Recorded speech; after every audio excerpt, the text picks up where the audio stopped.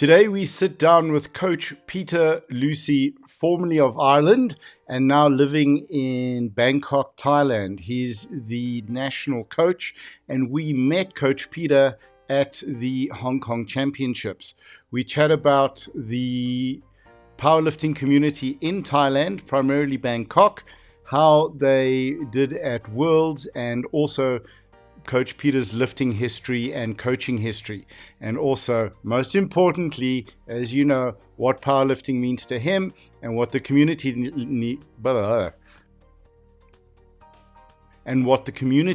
means to him. Great conversation, short, sharp, and to the point, just like me. Welcome to Coffee and Conversations with Champions. Here we go. Okay, cool. So we are live.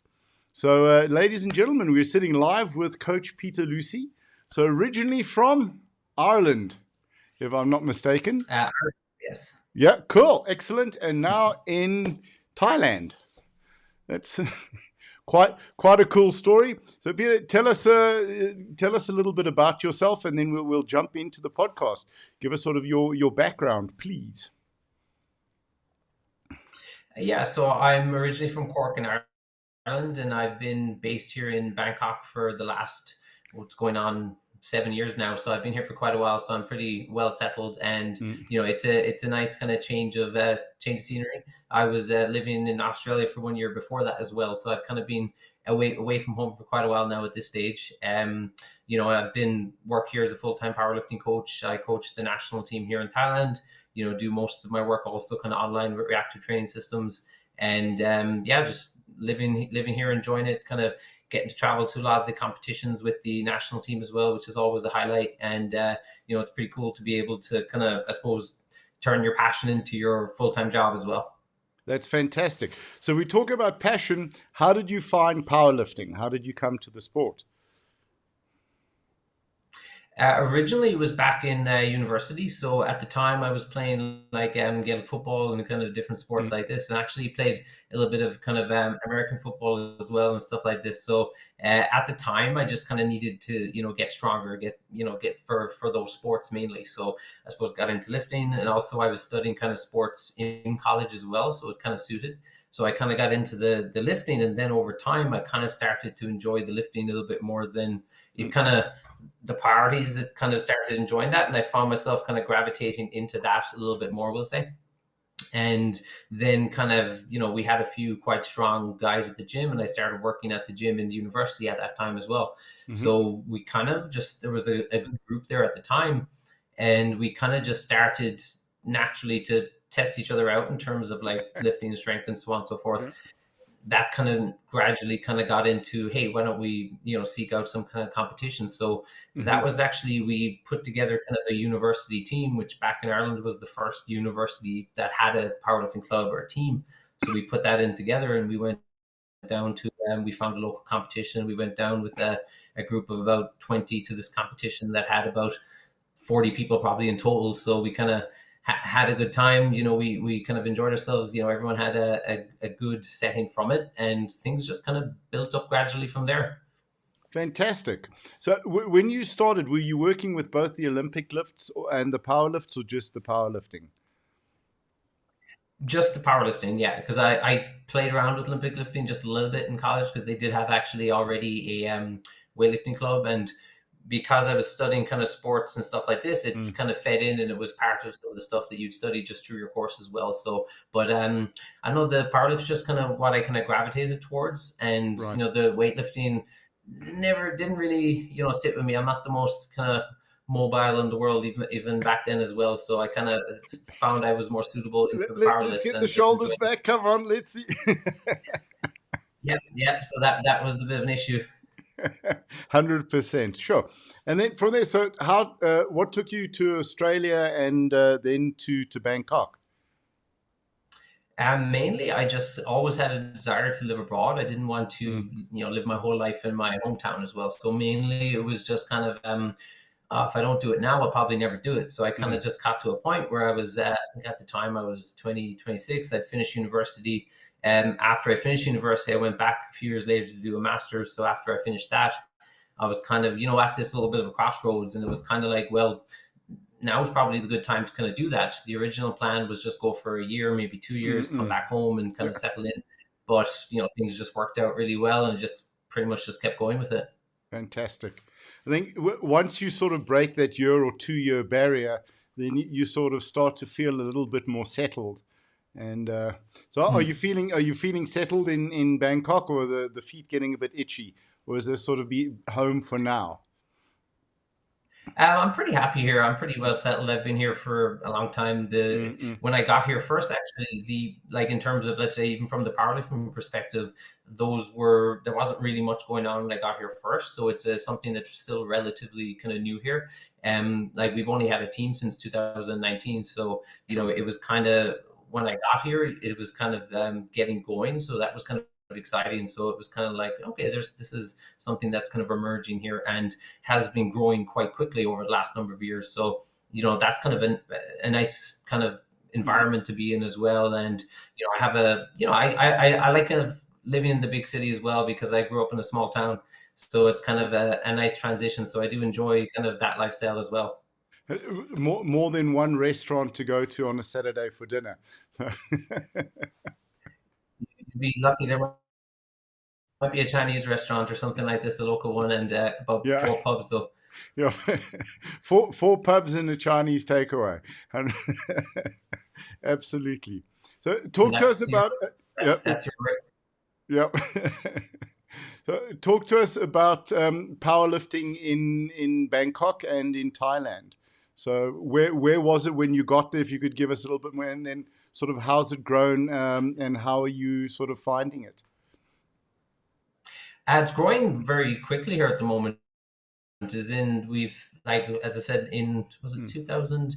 The first kind of, I suppose, main official, even local competition was 2018. There would have been some kind of competitions before that, but they would kind of be more just one ran by independent gyms kind of thing, more kind of, so in terms of having, let's say, a proper federation and having something established and kind of nicely organized, we'll say 2018 was the start. And we've kind of been growing then since that time. So when I got here first, it's interesting because the whole fitness community here in general has been something that's been just kind of exploding over the last couple of years. Weightlifting has traditionally been very popular here. And, actually even just in a lot of kind of regular gyms, you'll see a lot of people with doing weightlifting. CrossFit's quite popular. So powerlifting has kind of been, I suppose, in the last 3 or 4 years, really kind of coming up on that too. When I arrived first, to find even a gym you could kind of properly train for powerlifting was tricky. Like now it's actually a lot more convenient. You can find places not just in Bangkok, but in some of the other cities around as well. So it's building, and there's a ton of talent here as well. So it's exciting because there's a lot of very talented lifters, a lot of young juniors, sub-juniors starting to come up, kind of finding the sport now because it's accessible more. So still in the early stages of growing, but it's like every year there's kind of a year-on-year growth.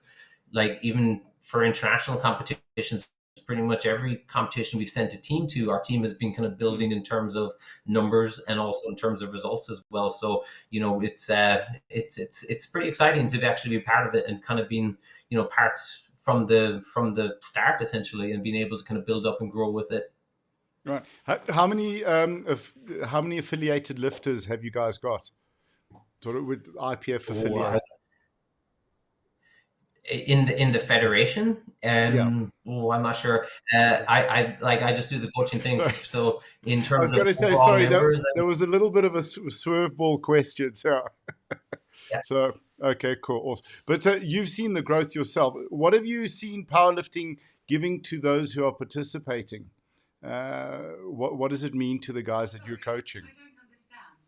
Google. A lot of the people I work with are based in many different countries as well. So I work with lifters here in Thailand. I have lifters in Europe, in the United States, in other countries in Asia as well. So for based in Thailand, of course, it provides opportunity for folks, I think, direction and something, and it's like that sense of achievement and something to kind of, most people who compete, it's a very important part of just their identity, I suppose. It's kind of something that means a lot to them. So it kind of gives that connection in. And of course, it's that sense of achievement, progress, and, just kind of building those relationships as you work with somebody as well is very important.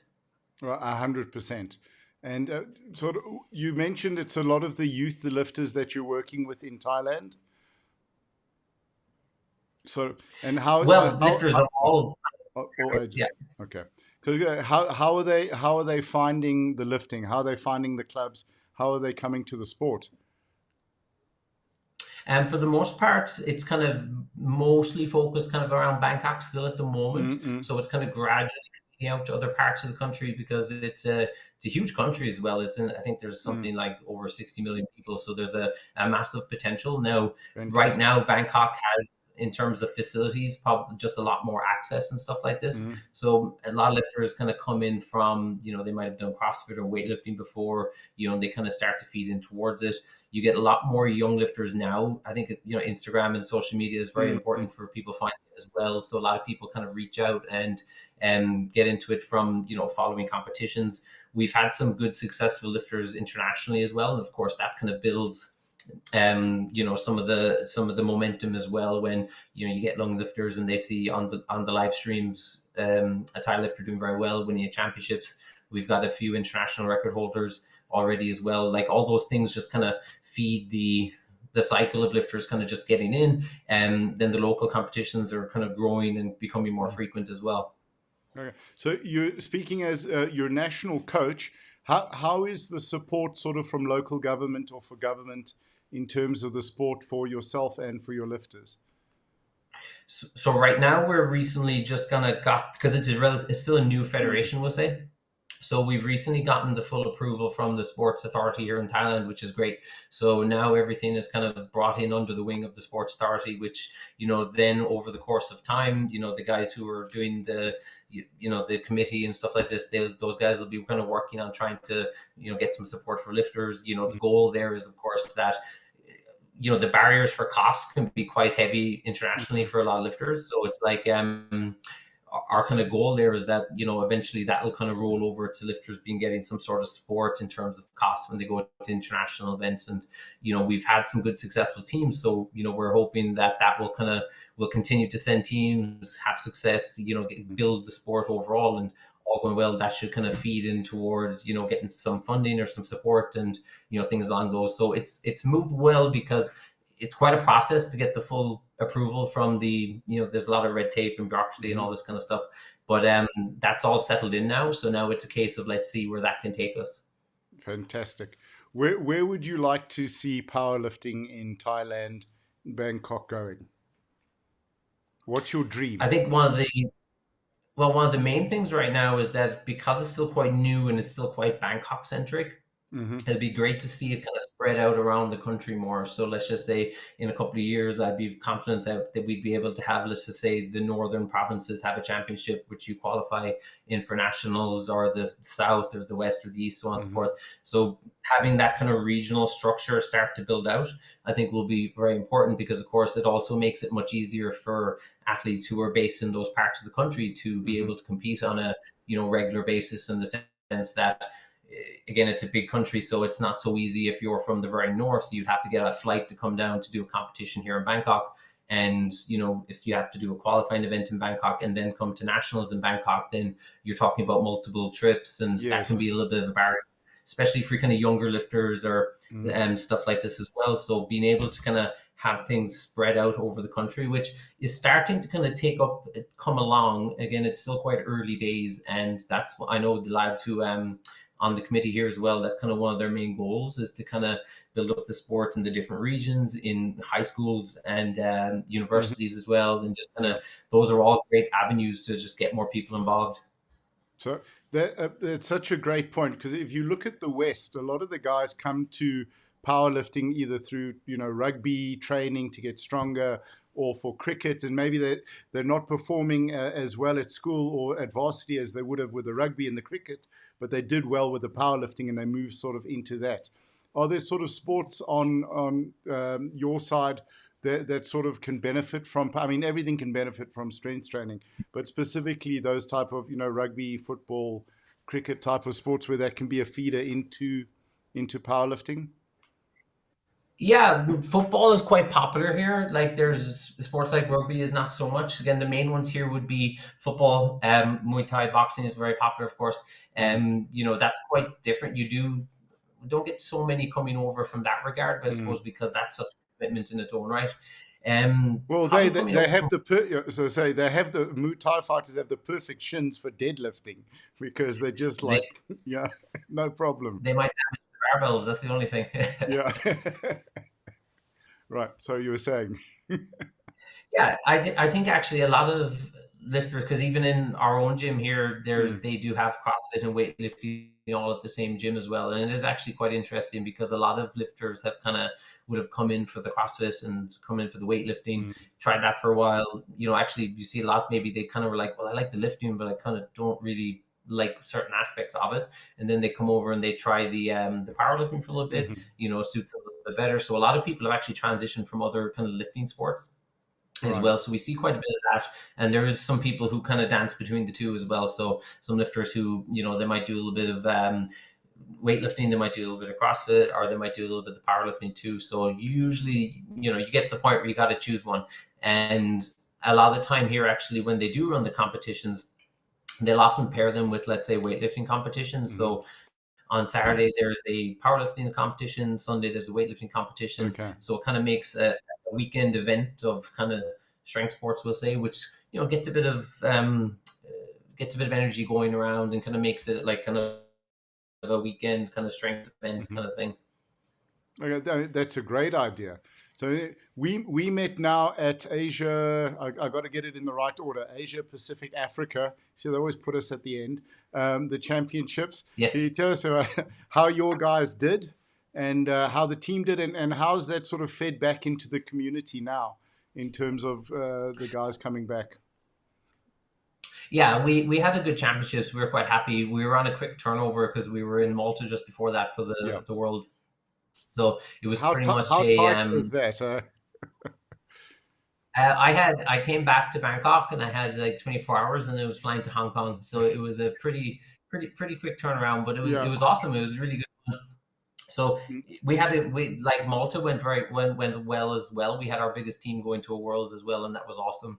yeah. And we have one of our top lifters there, Oper Kasimsand, who's in the 6-6 Open, who's got the current world record as well. So he's kind of our main flagship Mm, guy, and so he'll be building up there as well. So we had then the team going to Hong Kong. Most lifters did quite well. We brought back some medals. We had some kind mm, of attempts at records and so on and so forth. So it was a good championships, and it kind of, because we had two teams going to two events so close to each other, it mm, kind of kept a nice kind of energy going for pretty much an mhm. entire month Right. of people tuning in, watching how they're getting on, so on and so forth.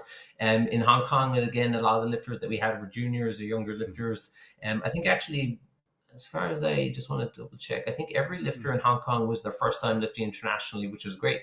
So that Wow. kind of Yeah. brings a whole new crop of lifters onto the international platform. And like, your first international event is a great experience because, of Mm, course, it's quite a different overall experience to when you do a local competition or even a nationals, having to travel, you're staying in the mm, meet mm. hotel, you're meeting lifters from other countries. It's a really cool experience that first time out. So it Uh, was great to see so many new lifters getting that for the first time. oh, that's fantastic. I, was, 'Cause I saw you were very, very protective over your team, coach, at in Hong Kong. So I guess when you say it was their first time, sort of at an international, that makes sense. So you were very protective over them. So how did your guys find Malta and find Worlds? Malta was good. We had some, like, the prepping for Malta. We had some poor luck that kind of came on us. So with Oprah, for example, he got COVID 10 days before the competition. Oh So wow. Mm, yeah, so it was pretty unfortunate because without that, the way he was looking, then he would have been right up there. And to be honest, like, if he'd been healthy, like, he would have been for sure my pick to win that as well. mhm, So he'll come back at that again. Like, he's still got the world record total, so he's still put in the best 66 Open performance that there's been. And he did that at the Asian Championships last year. So he's going to get zeroed in and do that at Asians then again this year. So, yeah. he should be able to push up that total and, all going well, stay healthy, Mhm. and just sometimes just luck works against you. Yeah. So it was just one of those ones where it just didn't, 10 days out. And of course, we thought we were past all the COVID stuff and that was all gone, but then it rears its head again. Mm, mm. Oh, that's painful. Absolutely. For what does coaching mean to you? So why have you picked coaching? It's just kind of what I do. And to be honest, I competed myself for a long time as well, and I've kind of just found, I suppose, I prefer the coaching role of it, even though I love to compete, and it was something I did for a long time, and of course it's very foundational in, I think, becoming a good coach. So I don't compete anymore, and I've kind of shifted my focus. I guess for me, it's kind of I feel like I found my spot, where I can kind of achieve the most that I can achieve and kind of get the most for myself. And, I feel good and I enjoy it, and it just kind of adds a lot of value. And I feel to me, and just kind of, I just enjoy the process of, working through. Of course, the competition day is awesome, but it's that whole process of building up, kind of navigating the good days and the days that may be not so good, and just kind of, that journey essentially. So every time you work with an athlete, it's kind of like you're on a journey together, and there's going to be some speed bumps, there's going to be some highs, there's going to be a few challenges, and it's just about kind of finding the ways to get around those things, take advantage of the opportunities, kind of defend the challenges, and then just kind of, when you get an athlete to the place they want to be, and you have those kind of wins, it's it's worth all those all the hours, all the time, and all the efforts. 100%, 100%.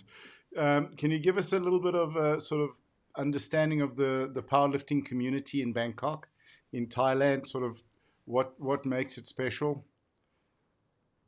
And there's kind of a nice vibe here as well. So it's kind of a lot of people supportive of each other, people, because it's still relatively small, so it's quite intimate.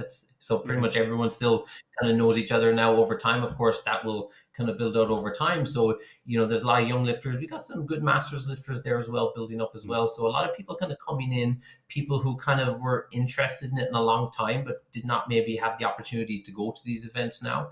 So now that there's kind of international competitions are on, the gym here that we have that kind of runs most of the events do a huge amount of effort in just consistently putting together events, having opportunities for folks, giving people a place to train. So we've got good equipment, we've got kind of a nice setup there as well, and of course bringing other gyms and training centers kind of into the fold then as well, so that things can kind of expand out. Okay, fantastic.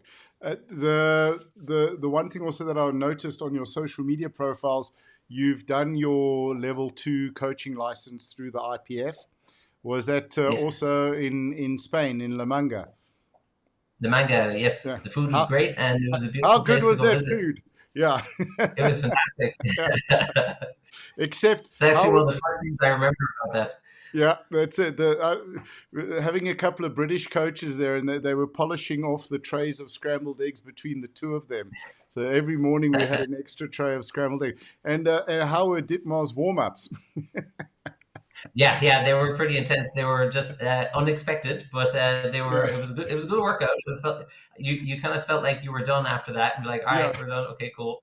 I thought, like, what are you taking revenge on us for? So Yeah, he's taking a shot.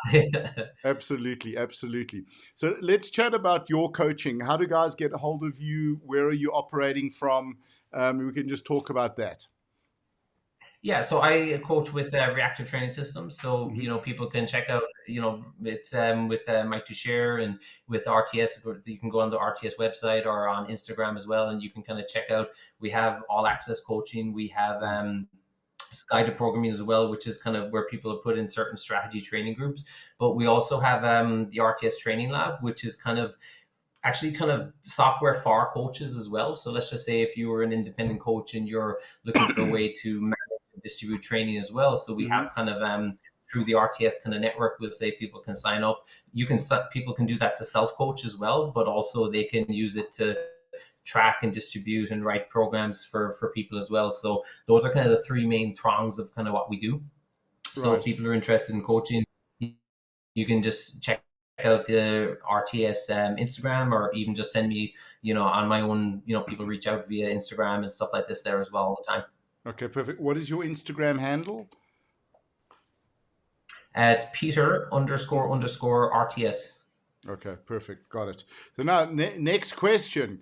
The Asia Pacific Africa Champs is in Sun City, South Africa next year. Are you guys coming? Excellent. I think so. I have to do this there last time. That should have been my DJ sound effect. There we go. Oh, awesome. Fantastic.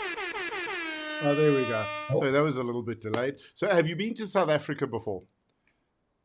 yes, I was there for Sun City for the last Worlds. Oh, okay, fantastic. All right, it's good. And I think Yeah, it's going to so be, yeah, it's going to be a little bit warmer, and the Valley of the Waves is going to be open, so it'll be a lot more fun. it's pretty. We It had, was. yeah. Oh, sorry, go ahead. Oh, sorry. No, I was saying it was a good experience. I didn't get to spend much time after the competition, which I kind Mm, of would have liked to. mm, Sometimes if you, you can take like when you're in a different country, a place you may not have been before. It's nice to be able to take 4 or 5 days and maybe kind of do a little bit of yeah. exploring after an event as well. So hopefully have that opportunity this time. Absolutely. I said to a couple of the athletes that were at World Bench now, guys, come on, I'll show you around Johannesburg. No, no, no, we're all going to Cape Town. So that seems to be the Sun City and then the Cape Town tour. So it'll be it'll be awesome to see you at Sun City next year. And I don't know, we also got Masters there as well. So there might be two opportunities to get out. So, Coach, anything else from your side that you'd like to add?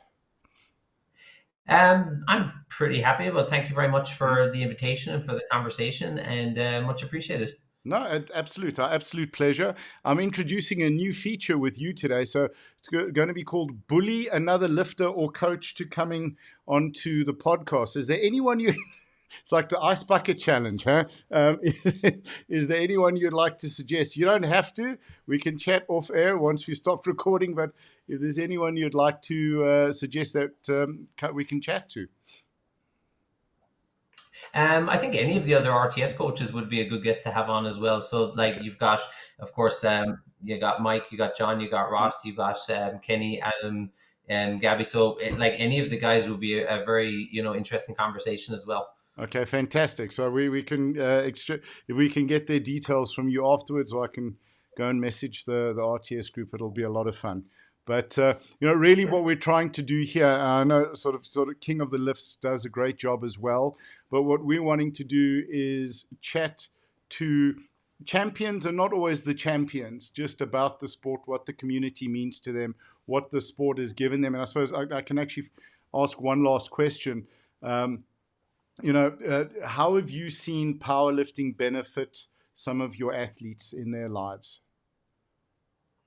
Oh, I think it gives, it's just that sense of achievement and Mm, something to kind of work towards, which, it's kind of that self actualization, isn't it? That we mm, all kind of need in some sort of part of our lives. Some people that may come from work, some people that comes from sport and family. So again, it's something I think that you can see a lot of people that you work with, like this is something that they care a lot about, and that's why they want to hire a coach and they want to go to mm, competitions. And you're investing in yourself, you're investing in something that you enjoy. And of course, we all know when you go to the worlds and you have to fly halfway across the world, there's a big commitment in terms of mm. time and kind of money and all these things as well. So it's just something that you can just tell people. A lot of people, it's just a big part of their just their life, and it's kind of the people's identity, and it kind of gives a community and relationships, and you meet people through the sport that make friends all over the world and people Yeah. that and that's a pretty cool experience when you go to internationals, and there's people